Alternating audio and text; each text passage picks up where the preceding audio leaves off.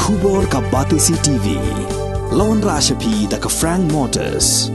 The dark is here to rule. Ki Khubor kila Saphriang state hagi social media bau pastor RG Laloo baru teman basanti nongklau jong balang Presbyterian Laimkra kila Syabat bat Syakem ha Bihar ha kapor baki lek ban pek ya kalengka trei jong balang kabadon ha katai jela. Kajing Saphriang jong gani ka Khubor kala penki ya kemensim jong Kristan ha gani jela.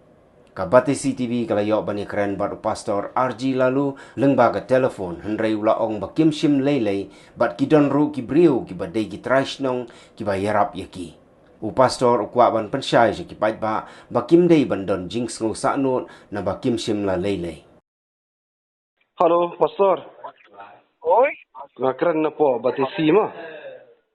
Oh, ya. Masni suya yok Khubor kum to kan ya setiap via Syabat kan. Really, dari saya kaba ithangen, isu atau isu white really gila one pilot, Mo ka samne lai ske. company kaba na kelawa, company di Rabahan local di Rabahan, police makla Rabahan.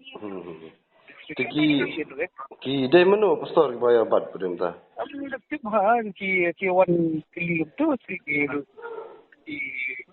kili tu te imat itu long way. Hoi. Untangan. Yang boleh dan long. Dekade na ging mani bagi wan yo na lenti na. Oh ya ngile ya kita. Ini ko long. Pagdadan ni ko balong yun eh. Okay, ta. Boleh. Don't worry, ilayon pa ha. Okay, pastor. Saya lang diam tadi walang dito attention. Hoi. Ta. Siguro. Stop. Okay.